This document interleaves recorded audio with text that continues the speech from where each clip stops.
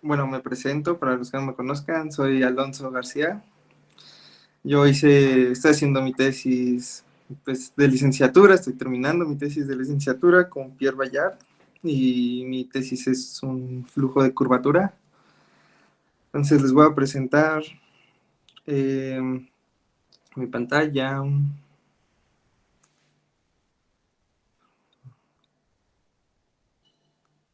¿Ya se ve? Sí, Sí, ok.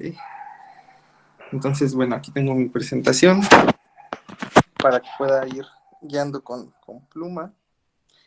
Entonces, bueno, mi tesis se trata sobre el flujo de curvatura de Gauss. A la fecha salió en inglés, pues, porque no sé. Entonces, pues básicamente se trata de describir la deformación de hipersuperficies que se mueven por medio de una ecuación diferencial parcial, bueno, de un sistema de ecuaciones diferenciales parciales. Entonces, por preliminares, para ponernos todos en contexto, si tenemos una inmersión diferenciable de una variedad M a una variedad M gorro, en donde la variedad M tiene dimensión N y la variedad M gorro tiene dimensión K, que es N más M, podemos hacerla una inmersión isométrica, dando la métrica de la variedad, bueno, jalando la métrica de la variedad riemanniana M gorro, ¿no? Todos lo saben esto. Y pues en este caso, en esta tesis, se considera a la M como la esfera y a la M gorro como Rn más 1. Entonces ya tenemos nuestra inmersión que queremos y pues en este caso la codimensión es 1. Entonces la imagen define una hipersuperficie y pues ya. Entonces para cualquier P sabemos que tenemos el operador adjunto asociado a la segunda forma fundamental, que es el operador de forma. Como es simétrico, pues entonces siempre existe vectores propios y valores propios, es decir, que esto pasa. Luego, en general, si las dos variedades son orientables y orientadas, que es el caso que tenemos, entonces el vector que está normal a la hipersuperficie está únicamente determinado eligiendo la orientación de M, en donde la orientación de M gorro va a ser esta. Entonces, con lo anterior decimos que cada EI es una dirección principal y cada LAI es una curvatura principal de F.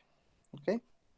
Entonces, así también se llama la curvatura de Gauss-Kronecker, el determinante de la matriz asociada, y curvatura media, la 1 entre n de la traza de la matriz asociada a la segunda forma. Ok, esto es para poner en contexto. Después, el teorema que yo demuestro en la tesis, que fueron en realidad 2 artículos los que hago, es este. Que si nosotros tenemos una hipersuperficie suave, cerrada y estrictamente convexa, X0, entonces este problema de evolución tiene una única solución. Yo voy a explicar un poco para todo t de 0 a t asterisco y en donde cada solución es una hipersuperficie convexa. K es la curvatura de Gauss y n es el vector normal unitario de la hipersuperficie. Lo que quiero hacer notar un poco es que aquí este es un sistema de ecuaciones diferenciales parciales. Este está denotando el cambio respecto al tiempo de la hipersuperficie. Esta cómo se va a mover. En cada punto que te pongas, vamos a poder ver la curvatura y el normal, que va a estar únicamente definido por lo de arriba. Entonces, vamos a ir en dirección del normal, directamente proporcional a la curvatura en ese punto. Entonces, bueno, del normal hacia adentro por el signo. Entonces, lo que vamos a estar haciendo es apretando la hipersuperficie. En donde esté más curveado, va a ir más, vamos a apretar más rápido. Por eso es directamente proporcional a la curvatura y siempre va a ir en dirección al normal. Entonces, intuitivamente, como la hipersuperficie es convexa, lo que estamos haciendo es apretarlo. en el artículo, en uno de los artículos del señor que hizo el artículo que desarrollé, dice que se le ocurrió este problema porque vio una piedra en el mar, hablando de vacaciones. Entonces, que él lo que se imaginó fue cómo la erosión, a partir de cierto tiempo, qué forma iba a tomar esa piedra. Si teníamos una piedra grande, a partir de mucho tiempo se iba a ir quitando. ¿Qué forma iba a tomar la piedra en algún tiempo, ¿no?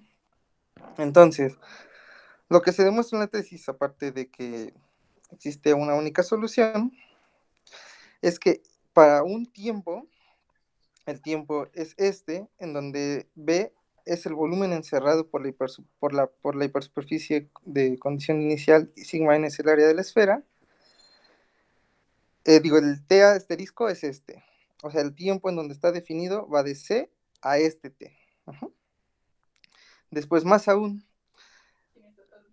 las soluciones son decrecientes. Esto quiere decir que si tú tienes una T' mayor que T, la hipersuperficie en el tiempo T' va a estar estrictamente encerrada por la hipersuperficie en XT. Esto significa que si, que si este X barra es el cuerpo convexo acotado por X para cualquier T, entonces este está completamente contenido en este. Eso quiere decir que las superficies están, que bueno, va decreciendo, entonces van hacia adentro. Luego, otra cosa que voy a demostrar es que cuando T tiende al T asterisco, la hipersuperficie tiene un punto. Esto es una singularidad del flujo. Este flujo, pues ahora sí que me propuso mi asesor, yo le dije que quería ver flujos geométricos, porque pues en algún momento vi esos temas, fue interesante, pero este flujo, lo importante, lo fácil, las partes entre comillas fácil que tiene, es que nada más tiene una singularidad. Y la singularidad es que por medio de la ecuación nada más se convierte un punto, baja de dimensión. Tenemos una superficie de dimensión n y se vuelve una cosa de dimensión 0. Entonces, además, en el caso de R3, podemos reescalarlo. Ahora, Q va a ser el centro de la hipersuperficie y tenemos un factor aquí que involucra los tiempos. Entonces, este va a tender a X gorro en C infinito cuando T tiende a T asterisco, en donde esto va a ser un encaje suave, cuya imagen va a ser la esfera. Intuitivamente lo que está pasando es que se va a redondear a partir de un tiempo. Ok, bueno, voy a entrar aquí. Oye, Alonso, Ajá. ¿y eso solamente vale para R3 o hiciste en R3 por las cuentas que salía más fácil lo de las integrales? No, pues es que lo que pasa es que ese artículo justamente hace una cota que con una integral que lo hace más fácil, Ujú. pero en realidad está demostrado para Rn. RN, ¿verdad? Ah, va. Sí, para Rn y de hecho una ecuación más general en donde aquí le ponen como, ay, perdón, aquí le ponen como f de Van Karten, en donde f es cualquier aplicación simétrica. Ujú. Ujú. Ah, bueno. Está Sí, demostrado gracias. para ese caso. Va, gracias. Ujú.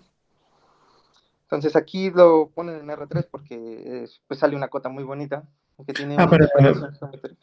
pero Ujú. en el caso general de Weingarten tienes que ponerle también ciertas condiciones, ¿no? Porque en tu caso estás trabajando con el caso convexo. Sí, Y entonces sí, también claro. el funcional de Weingarten también tiene que cumplir algunas condiciones, ¿verdad? Sí, sí, claro. Pues es completamente un artículo más general que se trata de responder esa pregunta, pero sí son más condiciones. Ujú, sí. Okay. Aquí lo interesante es que hay una interpretación muy geométrica de todo lo que va a estar pasando en R3, ¿no? Y pues en cierta parte eso es bueno porque en este seminario pues se va a hacer la parte geométrica, todo lo demás es análisis. Pero bueno, entonces ese es el teorema en general que quiero demostrar. Pero eso es muy, muy, muy grande. O sea, demostrar esto es muy grande. Entonces hay que ser un poco más preciso. Para la demostración de este teorema está basado en que la ecuación 1, o sea, en este sistema de ecuaciones diferenciales, puede ser reducido a una sola ecuación diferencial parcial, con condiciones iniciales para una función soporte, para función soporte de las hipersuperficies. Entonces, bueno, esto se obtiene al describir las hipersuperficies convexas por medio de su función soporte. Ahora voy a explicar un poco más. Okay. Entonces, como preliminares, bueno, rápido les explico. De aquí en adelante, para cualquier T, esto va a ser una hipersuperficie y además suave, y además, bueno, en esta parte suave, y además sigma T va a ser la imagen para cada tiempo en el intervalo. Entonces, o sea, la hipersuperficie. Entonces, consideramos esta función. Esta función aquí, pues, es la función soporte de la hipersuperficie. Esto se puede extender a Rn más 1 sin el 0, bueno, Rn más 1 más bien, haciendo esta extensión y en el 0 poniéndole 0. Entonces así extendemos esa función a Rn más 1. Aquí geométricamente lo que dice, lo que mide la función soporte es la distancia entre el origen, suponiendo que pues, la hipersuperficie está centrada, y el plano tangente al punto que queremos. Eso es intuitivamente lo que mide la función soporte.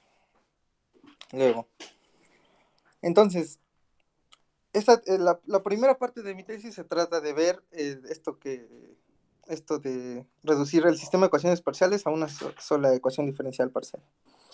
Entonces, la afirmación es que una hipersuperficie convexa de Rn más 1 está completamente determinada por su función soporte. Esto es muy fuerte. Luego, para esto, encontramos una parametrización. Se hacen las cuentas y encontramos una parametrización de la esfera a la hipersuperficie, donde está completamente determinada por su función soporte.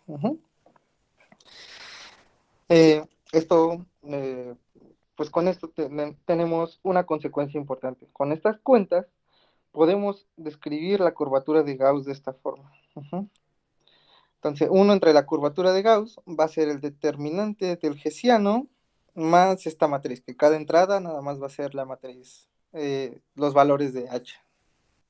¿Ok? Entonces, esa es una fórmula muy importante. ¿Por qué? Porque si consideramos la restricción de la función soporte a los hiperplanos que tienen como enésima entrada 1 o como enésima entrada menos 1, o sea, en los polos, bueno, en este caso se va a considerar en el polo sur, vamos a definir la restricción U de X, que va a ser la función soporte evaluada en puntos de Rn más 1, de Rn, y con última entrada menos 1. De esta manera, para cualquier punto dado por la proyección estereográfica, la curvatura va a cumplir esta fórmula. Esta fórmula, pues, y es, pues, entre comillas, más fácil, porque aquí es 1 entre el determinante de la matriz de segundas derivadas de la U. Entonces, con esto, o sea, con todo esto de arriba, se demuestra que es equivalente estudiar la primera ecuación diferencial, que es esta de aquí, a estudiar esta ecuación diferencial parcial, que es solamente en términos de la función soporte. Aquí suponemos que la f es mayor que 0 y que h es la función soporte de una hipersuperficie convexa, estrictamente convexa.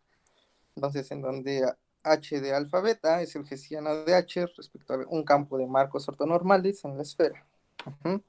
Y la equivalencia que se demuestra es que en el sentido de las funciones soportes de la hipersuperficie estrictamente convexa de solución 1, satisfacen la ecuación 5. O sea, si es solución de la ecuación 1, que es una hipersuperficie convexa, Entonces satisfacen esta ecuación 5, las funciones soporte.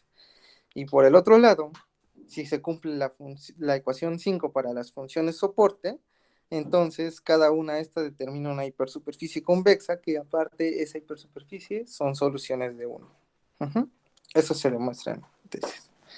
Entonces esto ya es más fácil de estudiar, porque pues nada más es una ecuación diferencial parcial, ya no es un sistema de ecuaciones.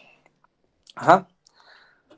Luego, extendiendo la función soporte y la función f a Rm más 1 como función homogénea de grado 1 y 0 respectivamente, aquí había una pregunta que una función homogénea, lo voy a poner como en una función homogénea de grado k, lo que hace es esto. Saca los escalares con el exponente del grado. Entonces el h pues es una función homogénea de grado 1 porque está definido por el producto interior, y a f nada más le vamos a llamar función homogénea de grados, vamos a decir que es función homogénea de grado 0. Con esto ponemos ut, definimos la función u como la restricción de la función soporte al hiperplano cuya n más unésima coordenada es menos 1 con el parámetro t. Y entonces, por las fórmulas de arriba, por esta fórmula de aquí, la ecuación se convierte en esta ecuación. Esta ecuación todavía es más fácil porque ahora el determinante ya nada más involucra las entradas de la matriz de segunda derivada de la restricción. Pues ni tan fácil, ¿no? Porque es súper no lineal esa No, cosa. sí, claro. Bueno, o sea, No más lineal en fácil. las derivadas. Eso Sí, está más feo. fácil es en el sentido de que pues hay más estudios sobre ese tipo de ecuaciones. Y eso entre comillas, porque esta es una ecuación parabólica. Y bueno, la linealización es un operador parabólico que, bueno, al final esta ecuación va a ser una ecuación diferencial parcial parabólica, y aparte tiene un nombre especial. O sea, no solo eso, sino que tiene un nombre especial que es ecuación de tipo Monchampère, parabólica. Eso es pues difícil de encontrar, los libros vienen para elípticas por lo regular, pero para parabólicas casi no vienen. Entonces eso es de artículos. Entonces, pues en general es una ecuación diferencial de Monchampère, lo que definen los flujos de curvatura o de Gauss. Entonces, pues ya describimos el sistema de ecuaciones como una sola ecuación diferencial parcial. Ahora puedo dar el teorema más preciso. Para esto, aquí yo creo que voy a ir a esta parte. Quiero ver los espacios que voy a trabajar, nada más mencionarlos. Entonces, voy a trabajar en unos espacios de Helder, que los vamos a denotar como CK alfa, son espacios de Banach, de hecho. CK alfa de Cn, con K en los naturales, y alfa en el 0,1. Y después C gorro de K alfa de Q, con K en donde S1 cruza el intervalo, que pues justamente aquí está, pues, que es una ecuación de evolución, entonces pues también tenemos que definir una métrica ahí. Entonces, este es el espacio de funciones K diferenciables en X y K medios diferenciables en T, en donde la norma es esta cosa, ¿no? La norma para el CK alfa en la esfera es que es el supremo de todas las derivadas. El gamma va a ser un multiíndice, aquí es notación de multiíndice. Y aquí el módulo de continuidad es este. Después, si le agregamos la parte del parámetro con el que evoluciona, pues ahora va a cambiar esto, ¿no? Que es de toda la derivada, pero de las parciales de grado S, que cumplen esta condición. Y aparte, el módulo de continuidad va a tener aquí, va a afectar el T en esta parte, y pues es lo mismo, ¿no? Todas las derivadas de grado gamma de las parciales. Ok. Y Estos los dos. espacios de Helder, ¿como qué te miden más o menos? Ya sé que las Pues, derivadas y demás, pero si pones, por ejemplo, Sobolev, los Sobolev también te miden derivadas. Pero ¿qué ganas con los de Helder que no ganas con los Sobolev? Pues es que en los espacios de Helder tienes que van a estar acotados, estos módulos de continuidad van a estar acotados, ¿no? Entonces vas a ganar que pues tienes más regularidad, que es Helder continua, ¿no? No solo,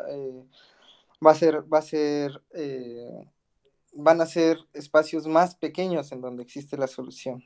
Ujú. Ujú, Entonces, ok. ajá. Entonces, pues en realidad se mide esos espacios porque pues después es todo por lo regular, ¿no? Bueno, se pueden encontrar teoremas que puedes extender esos espacios, como por ejemplo Sobolev o por ejemplo espacios de Hilder a regularidades más altas, como C infinito o CK para algún K o algún LP o cosas así. Entonces, pues bueno, el trabajo es en estos espacios. Okay. Dado esto, pues podemos demostrar este teorema. Entonces, supongamos que F y H, que son las condiciones de acá arriba, pertenecen a C2 alfa de Cn para algún alfa en el abierto. Suponemos que F es positiva y H la función soporte de una hipersuperficie estrictamente convexa, de la esfera a Rn más 1. Después, las cuales son extendidas como funciones homogéneas de grado 0 y 1 eh, sobre Rn más 1 menos el 0, respectivamente. Y suponemos que son tales que cumplen esta ecuación diferencial parcial, que es lo que vimos que hace rato eran equivalentes. Entonces, el problema tiene una única solución, ahora sí es más preciso. H en el C gorro 2 beta, para algún beta, vamos a ver cuál es ese beta, de Sn cruz 0t. Y ahora el t va a ser el volumen de la condición inicial entre la integral de esta función f en la esfera. Ese ya es algo más preciso. Entonces, pues bueno, es lo mismo, bueno, para cada t mayor que 0, tenemos que H determina una hipersuperficie estrictamente convexa y que en donde la hipersuperficie está contenida en el interior de cada una de estas, o sea que las soluciones son decrecientes. Y entonces, más aún cuando t tiende a t asterisco, que es lo mismo de hace rato, pero el t asterisco ahora ya lo tenemos explícito, la hipersuperficie se contrae un punto. Llega a una singularidad. Ok. Y luego, entonces, pues a grandes rasgos les voy a explicar lo que se demuestra en esta tesis. No me voy a meter a detalles, tal vez un poquito nada más los detalles de esta demostración, pero pues todo lo que se demostró para eso ya no. Entonces, pues primero se demuestra la existencia de unicidad de las soluciones. Donde lo puse como cada flechita son las cosas importantes que se demuestran, que se habla en la tesis, se habla de ahí de una forma más precisa. Pero bueno, si tenemos una solución C20 en Q, tenemos que pero en este intervalo, en el CT para un T menor que T asterisco, entonces la solución es estrictamente decreciente y sus restricciones a las hipersuperficies estas son estrictamente convexas. Eso es lo primero que se demuestra.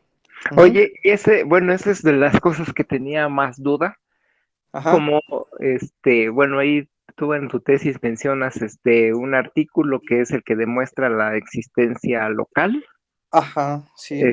como, ¿sabes como por dónde va la demostración? ¿Alguna idea así Pues muy pues rápida? a mí se me hizo complicado, bueno, en ¿Usa realidad yo Sobolev creo, y eso? ¿O usa es que directo Helder? usa, o sea, lo hace en Helder, pero hace una ecuación de Monchampère todavía más general y aparte usa el símbolo de la ecuación diferencial parcial. Es una Ah, idea que a mí se me hace muy intensa. Yo creo que es un problema que, pues de hecho, el artículo nada más se basa en la existencia de. ajá, Bueno, gran parte, no todo, pero gran parte se basa en la existencia local. ajá. Que es esta parte de aquí. Ajá. O sea, es de los artículos pesadones ese. Sí, sí, es un artículo completamente de ecuaciones diferenciales parciales que se dedican nada, bueno, te digo que la mayor parte a demostrar existencia local. Ahora ya para tu tesis de maestría, pues ya tienes para jugarme. Sí, de existencia local de Estaría Monchampère. Pues bueno. sí, Ajá. está, pues, pues, No lo sé. Pues ya de por sí esto está bastante choncho, ya pues ya nada más lo completo. Pero órale, va, Pues sí, sí es completarlo, yo creo. Pero bueno, órale. últimamente bueno, más bien les voy a mencionar qué es el resultado de existencia local. Ujú.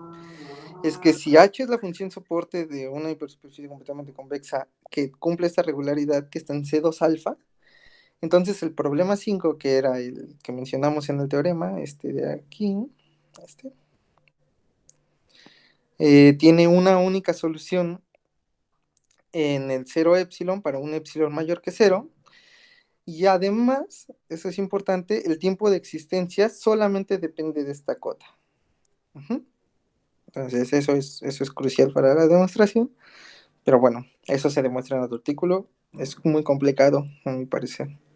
Bueno, es ecuaciones diferenciales parciales para los que se quieran meter. Después, eh, si tenemos dos soluciones, C2H del problema 5 en Q de 0 a T otra vez, entonces se demuestra que si suponemos que en la condición inicial cumplen esta desigualdad, entonces se va a mantener. Para cualquier t mayor que 0, se mantiene la desigualdad. Y de hecho, la desigualdad es estricta a menos que sean iguales en todo el tiempo. Eso da la unicidad. Ajá.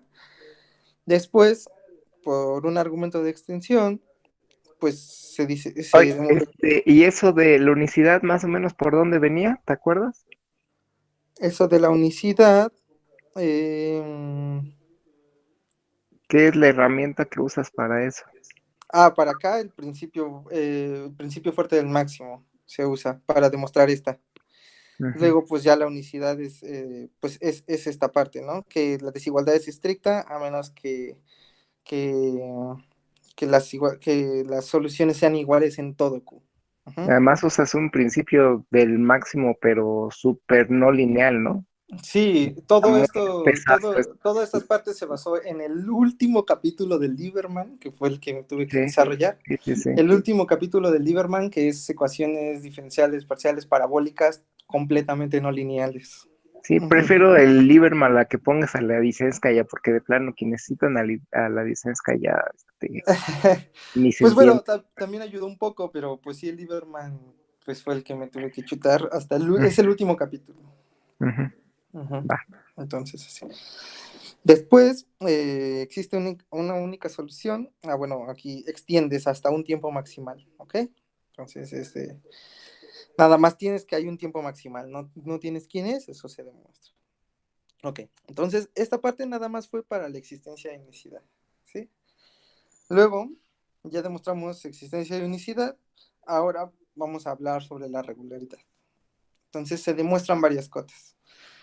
Si tienes que K0 es la curvatura de Gauss de la condición inicial y tomamos delta el mínimo de las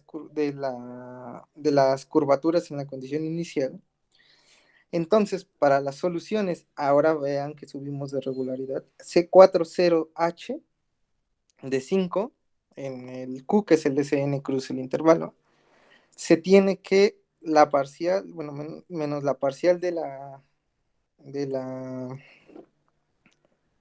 la parcial respecto al tiempo de la función soporte está acotada por abajo. Ujú. Esto es mayor que 0, ¿sí? Entonces tiene una cota uniforme por abajo, aquí, en SN cruz 0T. Eso es importante.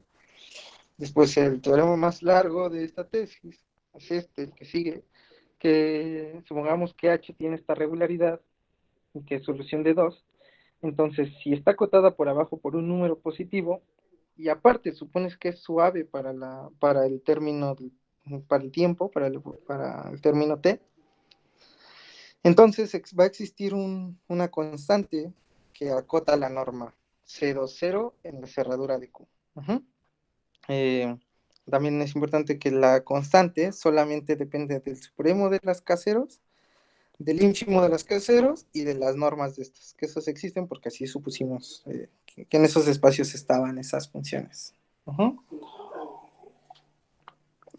Entonces acotas esa solución en la cerradura. Luego, ¿Para qué te sirven las cotas esas en la ecuación? pues justamente lo que nos está diciendo es que va a existir la solución en este espacio.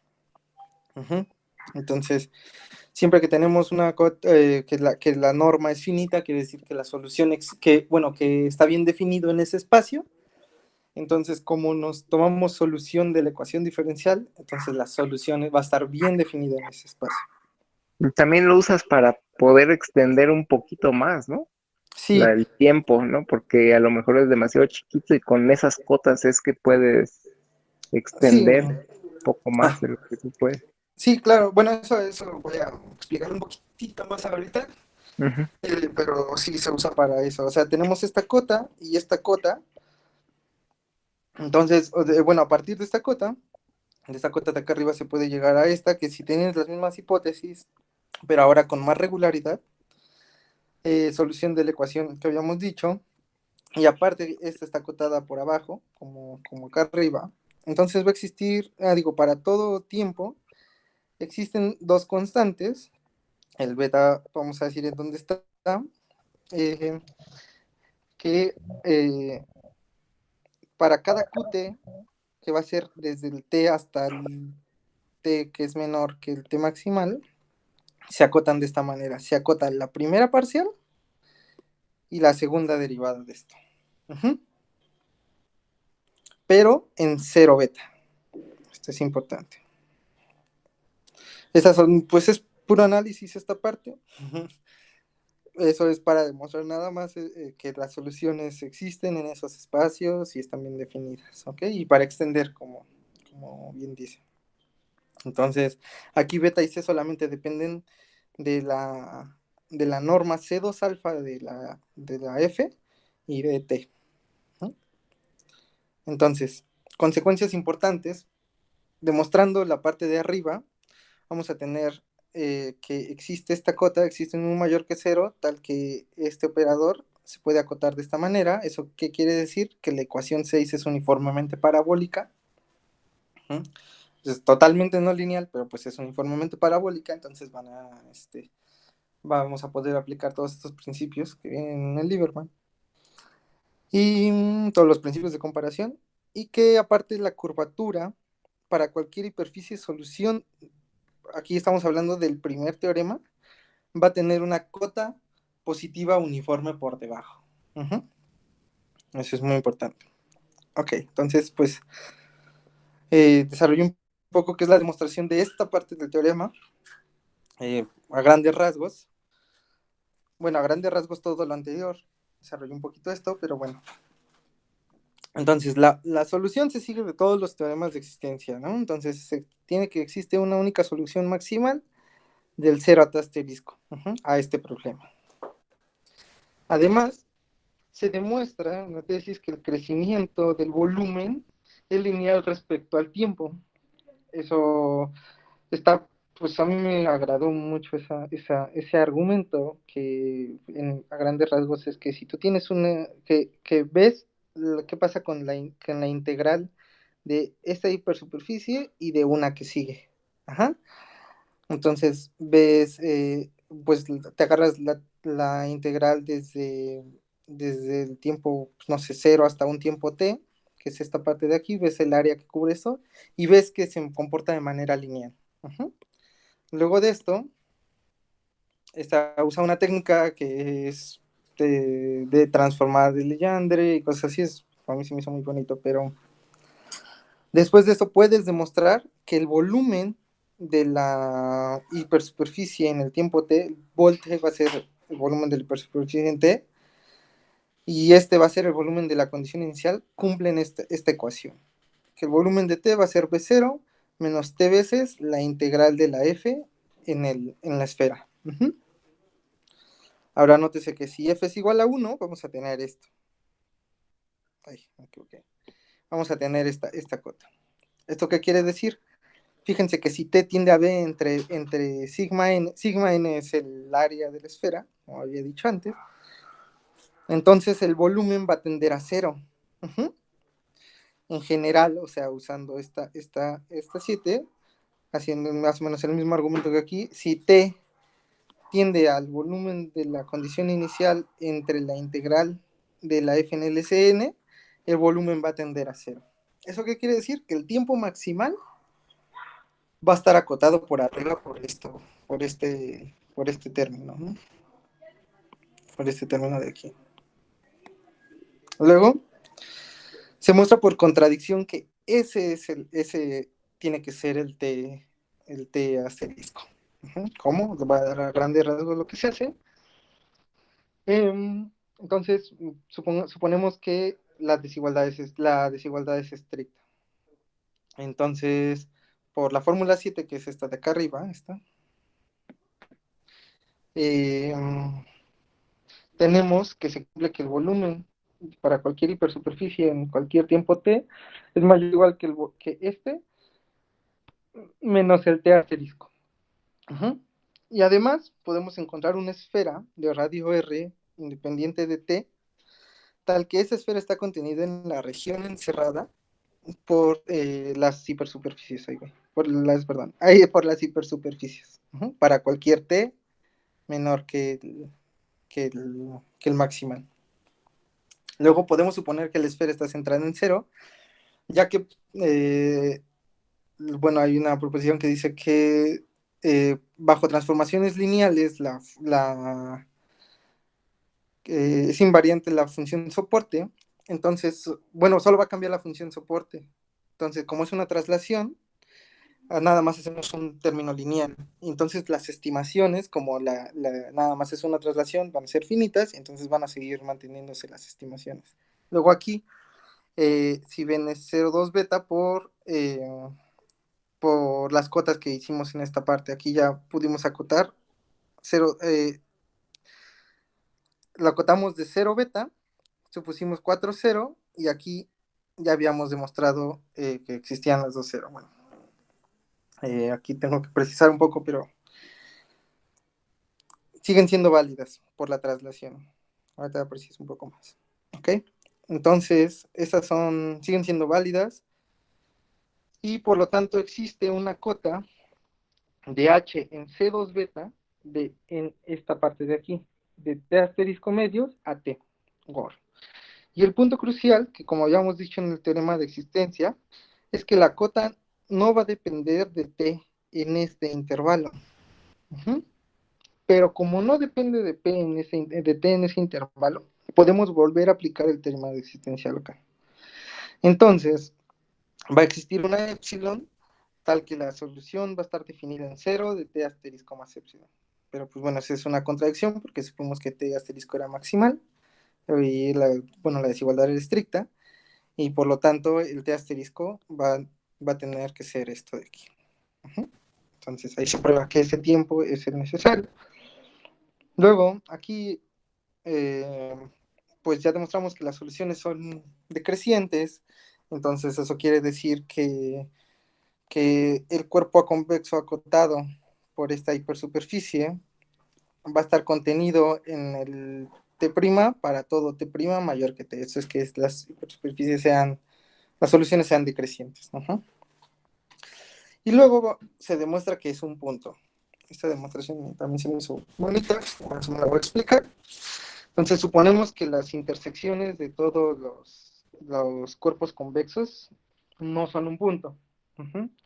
Entonces podemos considerar el diámetro, y el diámetro es positivo en ese conjunto de la intersección.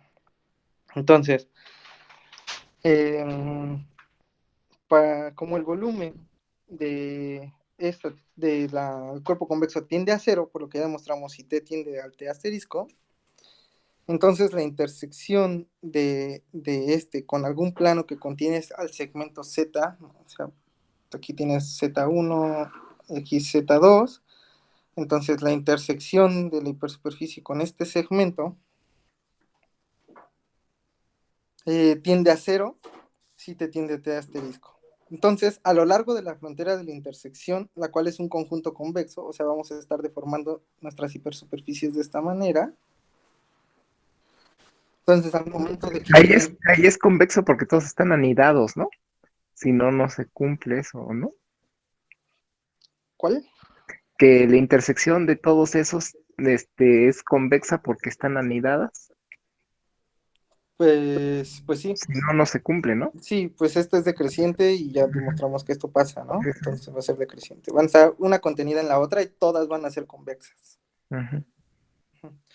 Entonces, lo que dice aquí es que a lo largo de la frontera de intersección, el cual es un conjunto convexo, debe haber puntos con curvatura arbitrariamente pequeña. Entonces, lo que estamos diciendo es que lo deformamos tanto que va a tomar esta forma. Va a llegar un momento en donde la curvatura sea arbitrariamente pequeña, se va a parecer mucho un plano. Ujú.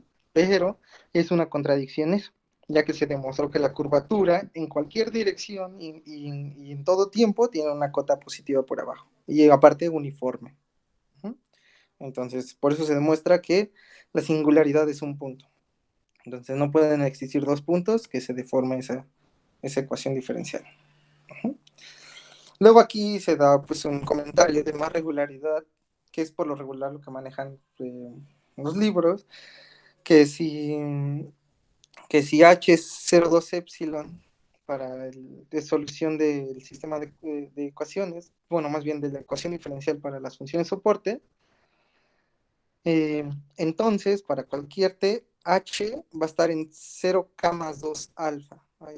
Aquí era alfa aquí, ajá, alfa ahí. Entonces va a ganar regularidad en este sentido, ¿no? K más 2. Le vamos a ir sumando 2. Le vamos a ir sumando K. Uh-huh.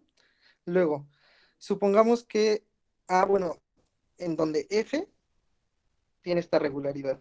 Esta es la K, ¿no? Aquí me confundí, eso también hay que arreglarlo, perdón. Esto es continuas de grado K alfa. Entonces, tenemos que aumentar la regularidad con un término 2. Luego, si la solución es, si la F, la F que está en el sistema es analítica, entonces se demuestra que HT es suave, de XT es suave y para todo T nada más es analítica. Uh-huh. Eso es aumentar la regularidad. Entonces, pues para concluir un poco esta parte, nos dice que si tenemos una solución C2 beta, entonces pues, y F está en K alfa, entonces la solución está en K2, K más 2, alfa. Uh-huh. Por otra parte, si suponemos que F es analítica, pues tenemos que esta cosa es suave y que además para las T es analítica. Entonces, así, ahí se termina esa parte del análisis intenso, que bueno, esto es ecuaciones diferenciales parciales. Luego, pues podemos llegar al caso de R3. Uh-huh. Aquí, pues, fue seguir dos artículos. Uh-huh. Entonces, quisiera hacer una nota aquí.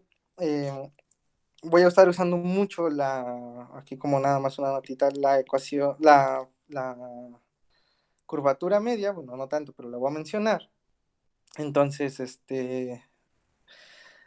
aquí la H, voy a poner esta H, ya no va a ser, olvídense que es ya la función soporte, ahora vamos a hablar nada más de las cosas geométricas. Entonces, la H va a ser la curvatura media, y ahora vamos a denominar la S, que ahorita lo pongo, va a ser la función soporte de las superficies, de las hipersuperficies. Eso sí, cámbialo en la tesis porque sí confunde un poco, ¿eh? Sí, bueno, O sea, sí, es que son un montón de H's. ponle una H si quieres garigoleada, una, no sé, algo. Una Sí, H pues es lo que estoy negrita, algo. haciendo. Sí, es lo que estoy pues, haciendo, porque son muchas H's cuando hago ecuaciones de evolución, pero bueno, en este momento lo vamos a suponer así, pero sí, sí es lo que estoy haciendo. Entonces la H se va a llamar curvatura media. Bueno, más bien va a ser la curvatura media, como todos siempre le hemos conocido. Y ahora S va a ser la función soporte. Entonces, vamos a suponer el mismo teorema, en la misma ecuación de evolución, pero ahora en R3. Uh-huh. Entonces ya sabemos por arriba que la solución existe, toda la regularidad que tenemos y así. Entonces lo que nosotros vamos a demostrar es que ahora el encaje, bueno, reescalando, ¿eso qué quiere decir? Que yo primero lo voy a centrar en un punto Q, que este punto Q tiene una forma, de hecho es la integral del punto de la curvatura, ¿no? Ese es el punto Q. Lo centramos ahí y lo multiplicamos por un factor que tiene al tiempo. Después, lo que voy a demostrar es que este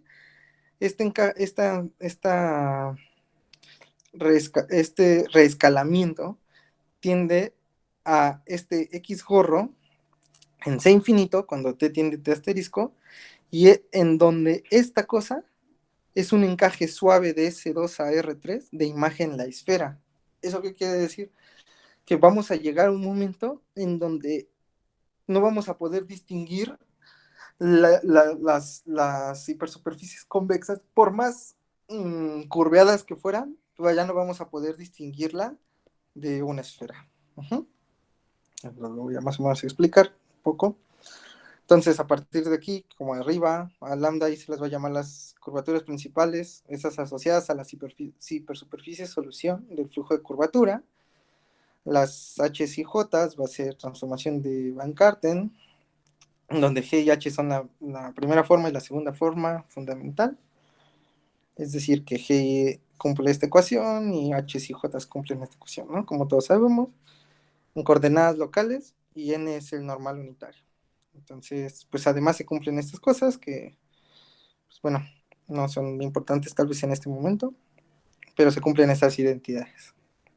Luego, aquí hago las ecuaciones de evolución. ¿Qué quiere decir? Que cuando tú estás haciendo una evolución de tus hipersuperficies convexas, pues cada hipersuperficie conforme va pasando el tiempo va a ir cambiando. Eso quiere decir que para esta va a existir una métrica, para esto va a existir una métrica, para este va a existir una métrica, en cada tiempo va a existir una métrica diferente. Oye, nada más que ahí en tu dibujito está un poquito mal porque donde está más curveado es donde como que se va a compensar más, ¿no? O sea, Bueno, sí, pues, digamos que dibujaste tu primer ovalito, que estaba muy curveado, entonces el segundo ya va a estar menos curveado, ¿no? ok, es bueno, eso, mi dibujo era escala, tal vez lo estabas viendo desde muy lejos, ¿no? Pero, ok, sí, lo que pasa es que Y va a estar donde más está así, menos, ajá, donde está va a estar menos más así. curveado, te va a empujar, ven, Ujú. ándale, así, una Donde está imagen más curveado va a ser más grande este más vector, rápido, ajá, después donde y está donde está va a ser menos más curveado, grande, y aquí va a ser muy pequeño este vector porque pues ajá, está exacto. menos curveado. Sí, sí, sí, para que te den la imagen de cómo se está moviendo y qué es lo que Sí, está pasando. sí, de hecho aquí pongo una imagen, más o menos se los voy a mostrar ahorita pero más o menos es esto lo hice con GeoGebra, pero pues así, es más o menos lo que está pasando. Entonces, ahorita se los platico un poquito, pero bueno, entonces en cada hipersuperficie de aquí va a haber una métrica y una curvatura media. Entonces lo que podemos hacer es calcular cómo cambia la métrica respecto al tiempo, la curvatura de Gauss respecto al tiempo y la curvatura media respecto al tiempo. Estas se llaman ecuaciones de evolución. En los libros, cuando vean un flujo geométrico, las ecuaciones de evolución a eso se refiere. Luego quería recalcar que estas ecuaciones de evolución se dan en este flujo. Cada flujo tiene sus ecuaciones de evolución. Por ejemplo, si se toman un flujo de curvatura media o un flujo de curvatura de Ricci, un flujo de curvatura escala, tienen diferentes ecuaciones de evolución y pues se estudian cada una a su manera, pero son diferentes estas.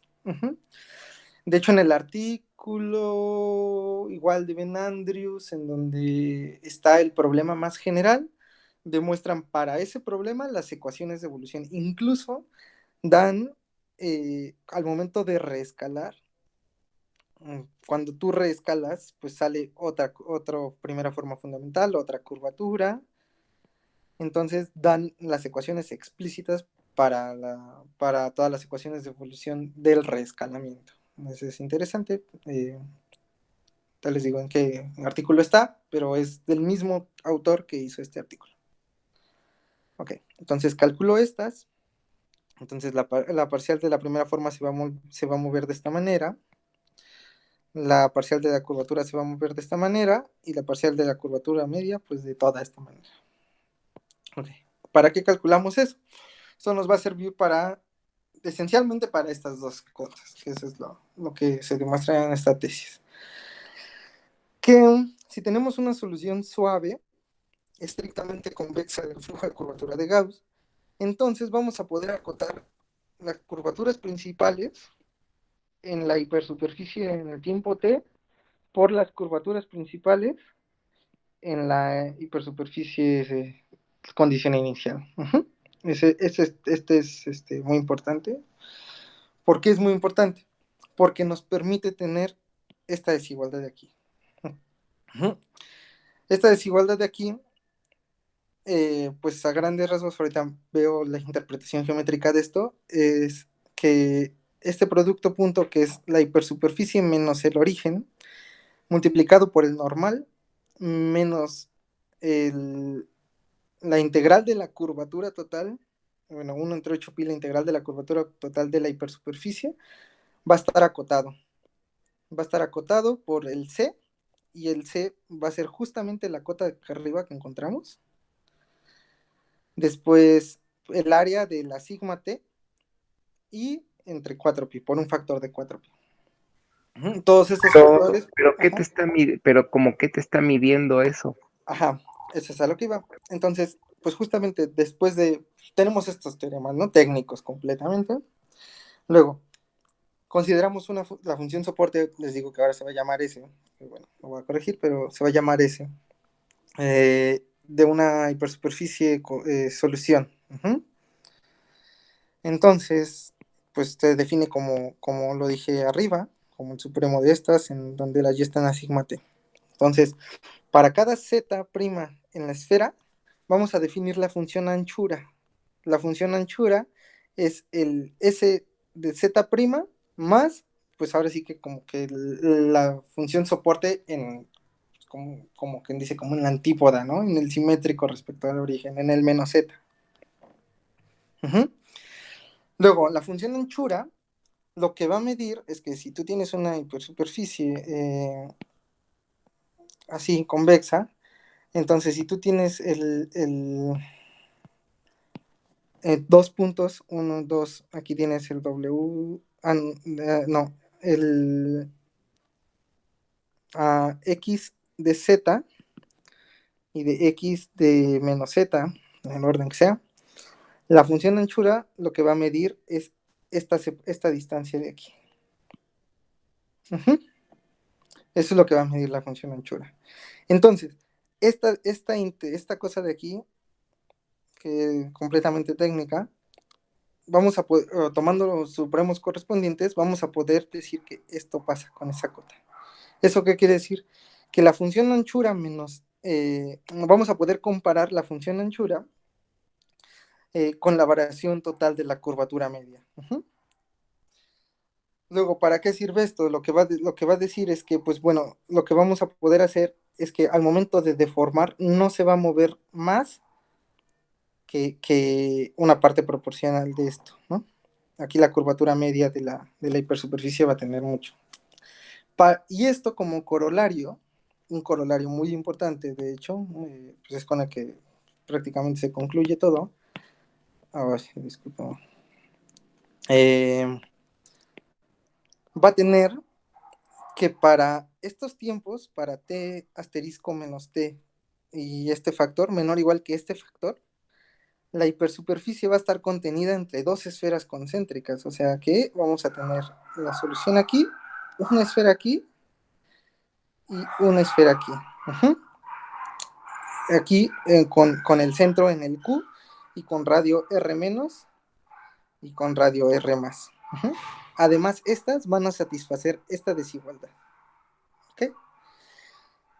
Y justamente el R más lo defines como esta área más, o sea, esta parte más esta parte, y el R menos esta parte menos esta parte. O sea, nada más vamos a ir moviendo tanto como esta cota nos los permite. Por eso es que esa es importante. Luego, ¿Por qué es importante este teorema? Miren, tomando en cuenta que R menos, ahora sí les voy a enseñar este. Esto es lo que estoy tratando de escribir. La hipersuperficie sigma t, que va a ser el morado, va a estar, va a tener una esfera metida, una de radio R menos y una de radio R más. Luego,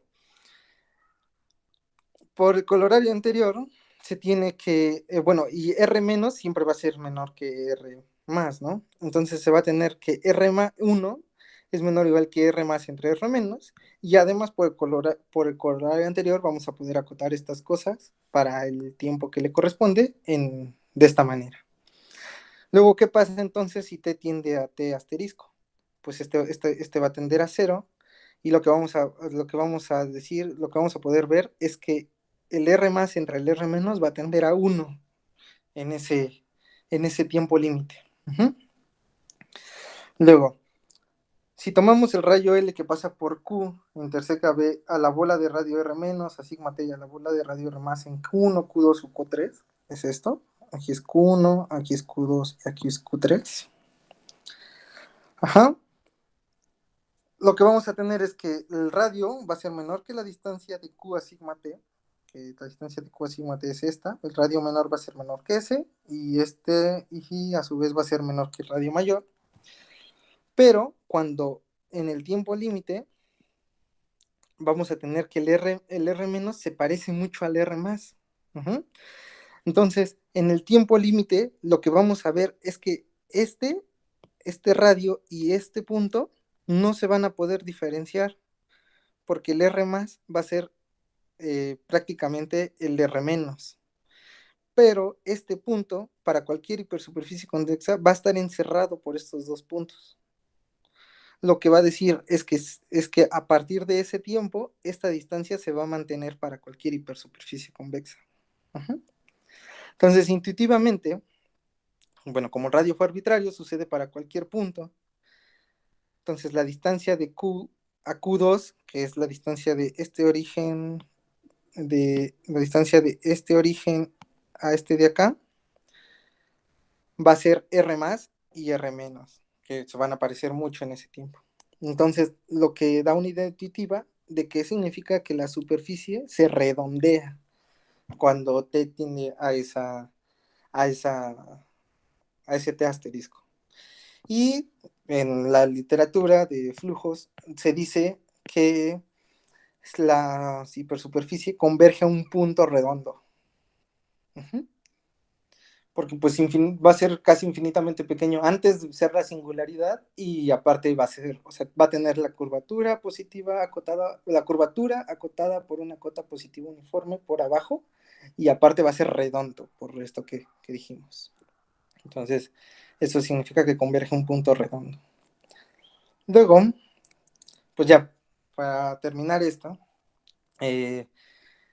hacemos el rescalamiento con cuidado, en la tesis se hace, en donde agarramos al Q así. Este Q va a definirse desde que hacemos este teorema de aquí. Desde aquí va a definirse este Q. Agarramos ese Q y hacemos el rescalamiento, consideramos este rescalamiento. Luego la regularidad de este se hereda de este, por cómo está definido. Y lo que queremos demostrar es que este tiende a este en el T asterisco en C infinito, a un encaje suave, tal que pues la imagen es la esfera, que es lo que habíamos dicho. Luego también hacemos un rescalamiento del parámetro de tiempo. Esto es para pues, cosas técnicas, que tomamos este tiempo. Este tiempo de aquí, este rescalamiento de este tiempo lo vi en el artículo que les digo que es más general, porque de hecho llega un momento donde se concluye como esto, que ahorita voy a decir por qué concluye como eso, pero llega un momento de sí.